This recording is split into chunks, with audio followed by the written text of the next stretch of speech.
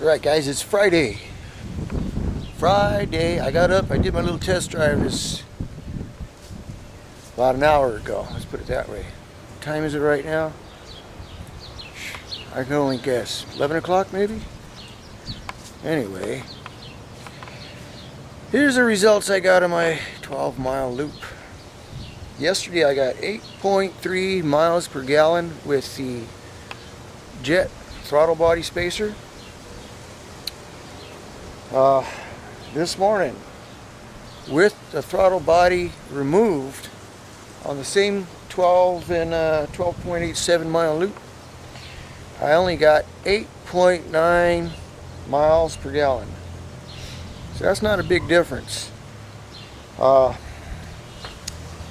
Traffic was a little lighter. That could probably contribute to my mileage gain. Actually gain mileage. Not a big gain though, only 0.6 miles per gallon better. Anyways, I did get a mileage increase without the throttle body spacer. So, what do I think about the throttle body spacer so far? Well, like I said yesterday, it makes a good paperweight. So, I'm going to give a little theory on throttles. I'm going to give you a little throttle body theory. This is my theory. I'll have to get my little markers out and demonstrate. Alright. I'm going to show you right now where a throttle body spacer would work. Theoretically work. Okay, here's a throttle body spacer. This is not a throttle body. This is not a fuel injected engine. Let's just say this is an engine. This is a intake. Carburetor. Intake. Alright, I hope this comes out okay. See me in there? You in the back of the class, you can't see? Too bad. Alright, this is the way a regular aspirated engine works. Here's your carburetor. Here's your intake manifold. Alright, get the picture. Air goes in through the top of the carburetor. It mixes, or is atomized with the fuel. Here's your fuel. Here's your air. It mixes, comes out the bottom of the carburetor.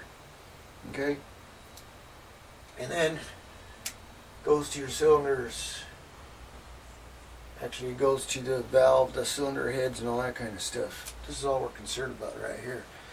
So, I've heard of throttle body spacers a long time ago. Back when I used to read Carcraft magazine. Back in 78, 79. You're atomizing the fuel right here at the carburetor. Air, fuel, mixing together. You want it to mix really good, you add a throttle body spacer. Okay? So that's pretty much where throttle bodies would be a benefit, right there. Throttle body spacer just like this one right here. See that? Alright. Okay, this is just another example.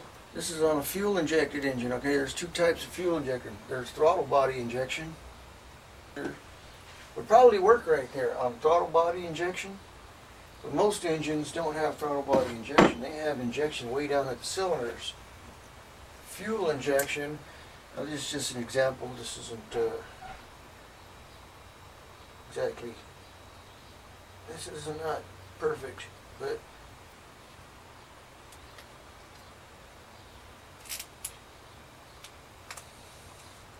alright, get that point? The fuel is delivered way down at the cylinder head. The air comes through your throttle body. This is your throttle body right here. This is your throttle.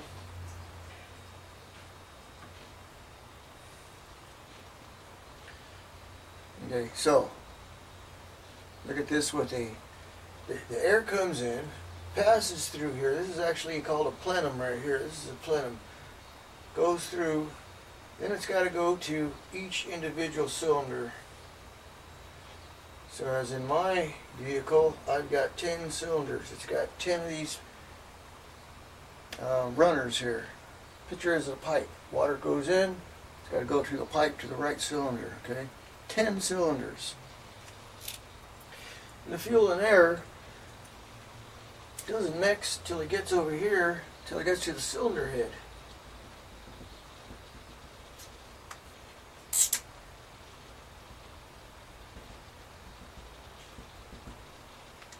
Oh.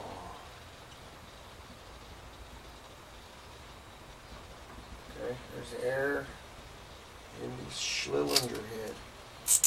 Here's your fuel.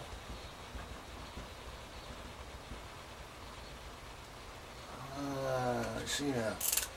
So, explain to me how this throttle body spacer is going to work in this type of setup. So it's spinning the air or doing whatever it is up here, but it's not mixing the fuel. The fuel's delivered way down here.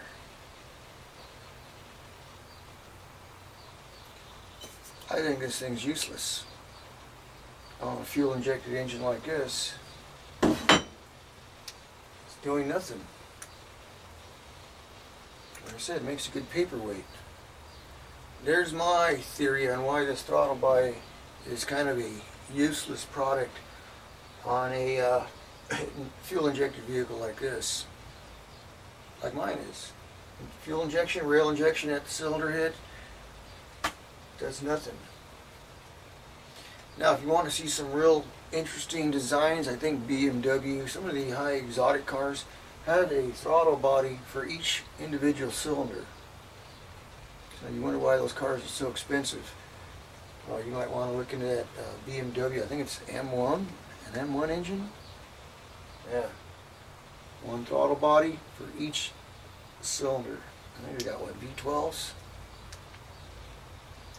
It's an interesting setup, and I don't think any of those expensive cars use throttle body spacers. Anyway, that's it for today.